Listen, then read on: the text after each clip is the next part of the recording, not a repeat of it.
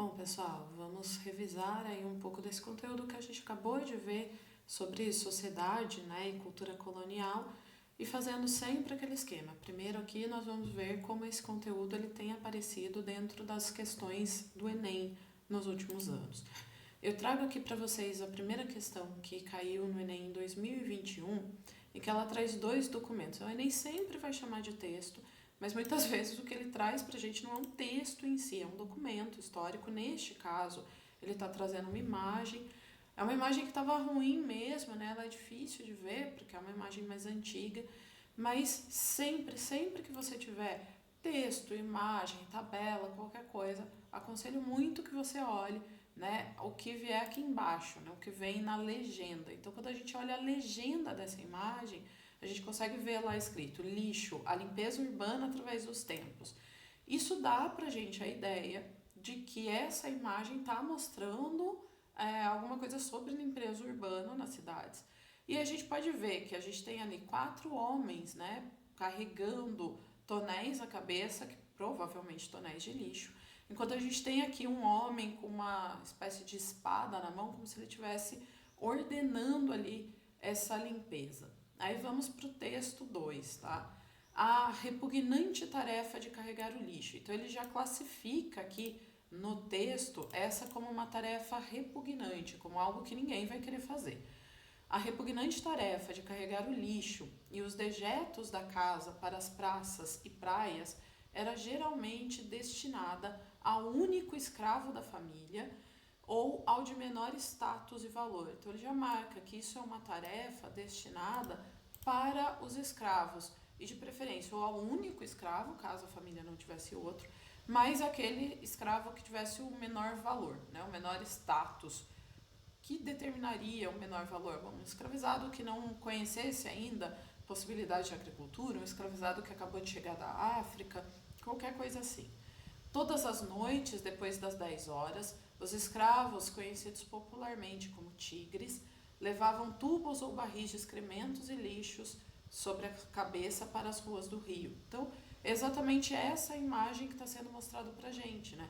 Dos escravizados que estão ali levando esses excrementos, esse lixo, para fora das casas dentro do Rio de Janeiro. Então, um texto que mostra a vida dos escravos no Rio de Janeiro. O texto aqui também, ler a legenda, ela vai indicando para a gente do que tá trabalhando, tá? Aí, continuando no comando da questão. O comando da questão é sempre importante da gente olhar. A ação representada na imagem, qual que é a ação que está sendo representada na imagem e descrita no texto? Essa ação de retirada do lixo, de levar os excrementos às casas. Evidencia uma prática do cotidiano nas cidades no Brasil nos séculos 18 e 19, caracterizada pelo que caracteriza essa prática, né? O que caracteriza esse momento em que os escravizados são obrigados a tirar os excrementos de dentro das casas e levar para outros lugares. Isso é caracterizado pela valorização da força do trabalho braçal. Ora, se eu valorizo o trabalho, eu não vou pedir para eles fazerem uma repugnante tarefa, né? Então, se essa tarefa é repugnante, aquela que vai fazer as pessoas que estão na pior condição possível. Isso é uma forma de eu reiterar hierarquias sociais? Sim, é uma forma de eu reiterar essas hierarquias, uma vez que quem faz essa tarefa, quem leva o lixo do senhor, do branco, para fora da sua casa é um escravizado. Então é uma forma de eu demarcar essa violência. É uma forma de sacralizar as atividades laborais? Não vou mostrar que essas atividades são sagradas ou coisas assim. Superar as exclusões econômicas, de forma alguma, isso vai me ajudar a superar a exclusão dessa camada que está levando esse lixo para fora. Ressignificar as heranças religiosas? Não é uma forma de eu marcar uma ressignificação do trabalho escravo, de uma suposta herança religiosa neste momento. Então ficamos efetivamente com a alternativa B. Pessoal, nossa segunda questão aí é uma questão do Enem, da prova de 2021. Então, essa questão ela traz direto um texto, vamos para ele para a gente poder entender do que ela fala. Eu, Dom João, pela graça de Deus, faço saber a vossa mercê que me aprouve banir para essa cidade vários ciganos. Então ele está trazendo, está banindo, né, para essa cidade, a gente ainda não sabe qual é a cidade, mas ele está banindo vários ciganos, homens, mulheres e crianças, devido ao seu escandaloso procedimento neste reino. Bom, se ele fala do escandaloso procedimento lá no reino de Portugal e está banindo para outro lugar, provavelmente ele está banindo para as colônias. Tiveram ordem de seguirem diversos navios destinados a esse porto e, tendo eu proibido por lei recente o uso da língua habitual, então aqui ele está falando que já existe uma lei proibindo essas pessoas, esses ciganos, de usarem a sua língua habitual. E ele está criando uma ordem, né? Ordeno a vossa mercê que cumpra essa lei, sob ameaça de penalidades, não permitindo que ensinem dita língua a seus filhos, de maneira que daqui por diante o seu uso desapareça. Então, mesmo a lei tendo sido feita lá em Portugal, essa lei se estendia por ordem do rei. Bom, a gente pode ver aqui na legenda que ele fala que é a história dos ciganos no Brasil, então está falando efetivamente da colônia. Então, essa lei deveria ser efetivada aqui também no Brasil, né? Eles não podem, estão vindo para cá por ordem do rei, que baniu eles de Portugal, mas eles são proibidos de usar a sua língua. Aí vamos para o comando aqui da questão.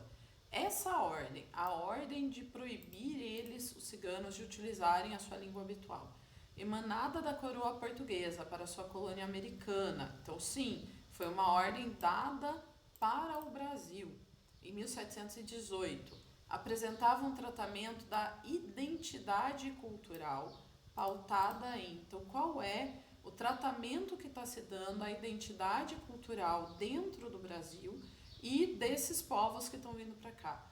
Essa é uma forma de converter grupos infiéis à religião oficial, não é de religião que ele está tratando, né? Ele está tratando de uma ideia do idioma desse povo.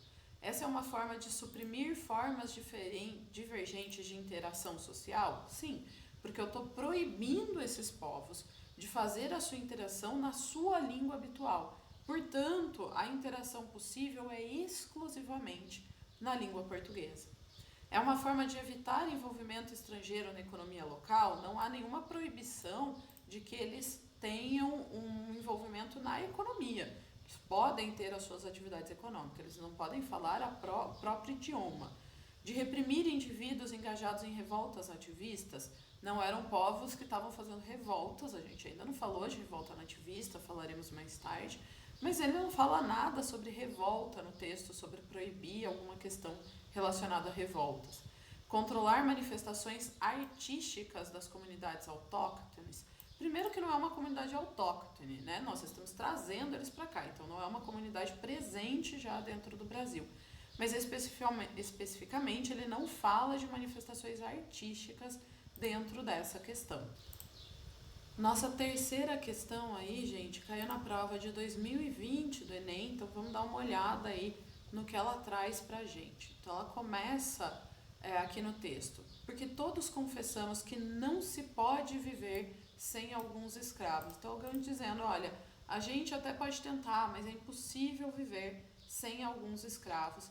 Que busquem a lenha e a água, que façam cada dia o pão que se come e outros serviços que não são possíveis poderem se fazer pelos irmãos jesuítas. Então o texto está dizendo que os jesuítas eles não podem fazer serviços como buscar a lenha, a água, fazer cada dia o pão que se come. Tal. Por que os jesuítas não podem fazer? Ele explica no texto, máximo sendo tão poucos que seria necessário deixar as confissões e tudo mais. Se os jesuítas começarem a se dedicar a esse tipo de serviço, eles vão ter que deixar o trabalho de confissão religiosa, né, o trabalho religioso que eles vieram fazer. Parece-me que a Companhia de Jesus deveria ter e adquirir escravos. Então ele está justificando que a Companhia de Jesus, os jesuítas devem adquirir escravos, justamente por meios que as constituições permitem, quando puder, para nossos colégios e casas de meninos. Então, o texto ele está mostrando como os jesuítas estão justificando que a escravidão parecia ser necessária para que a vida pudesse funcionar dentro da colônia. O texto, então, ele parte das ideias que estão no texto, é para ele que a gente precisa olhar. explicita premissas, bases, pontos principais, né, da expansão ultramarina portuguesa ao buscar justificar o que o texto está justificando dentro dessa ideia. Ele está justificando a propagação de um ideário cristão? Não, ele não está falando aqui sobre conversão, sobre religião, nada disso. Então não é uma propagação do ideário cristão. Ele está justificando a valorização do trabalho braçal? Ora, se esse trabalho fosse valorizado, de novo, ele não seria feito por escravizados.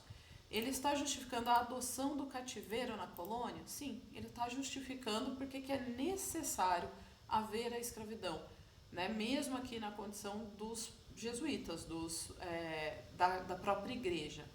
Ele está justificando uma adesão ao asceticismo contemplativo, ele está justificando a ideia de você ficar lá contemplando as coisas sem fazer nada? Não, ele está justificando a necessidade de ter alguém para fazer o trabalho braçal.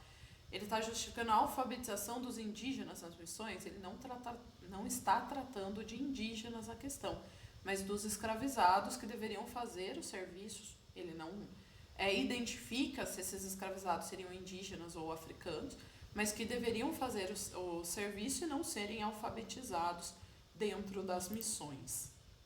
Pessoal, nossa última questão aí que a gente vai dar uma revisada hoje, uma questão que caiu no Enem em 2019. Então vamos ler o texto aqui que traz pra gente. O processamento da mandioca, então ele começa falando, vou falar de um produto aqui, o processamento, a transformação da mandioca. Era uma atividade já realizada pelos nativos que viviam no Brasil.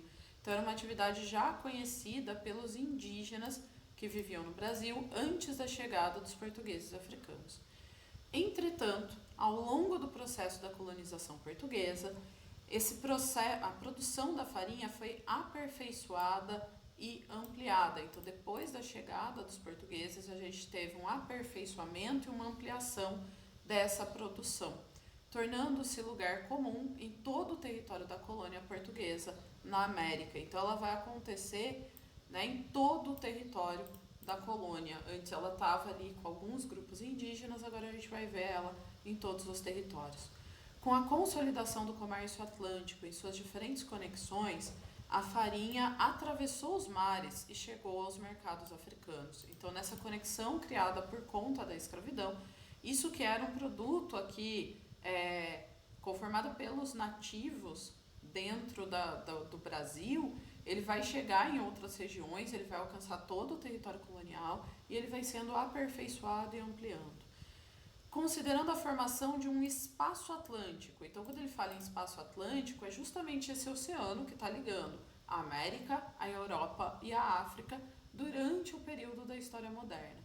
Esse produto, ele cria um exemplo histórico do quê? Então, a farinha de mandioca, que era antes dos indígenas, que passa a ser, né, aperfeiçoada e consumida em todo o território nacional pelos portugueses e que vai chegar à África, ela é um exemplo histórico do que está acontecendo nesse período. De uma difusão de hábitos alimentares? Sim, a gente está tendo uma difusão.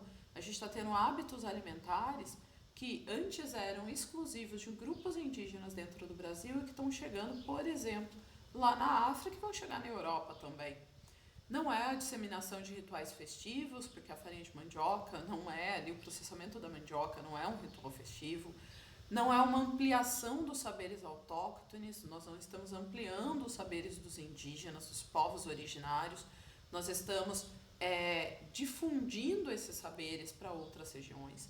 Eu não estou me apropriando de costumes guerreiros, a produção de farinha de mandioca não tem nada a ver com um costume guerreiro, e eu não estou diversificando as oferendas religiosas. Uma vez de novo, o processamento da farinha de mandioca não tem nenhuma relação com uma questão religiosa.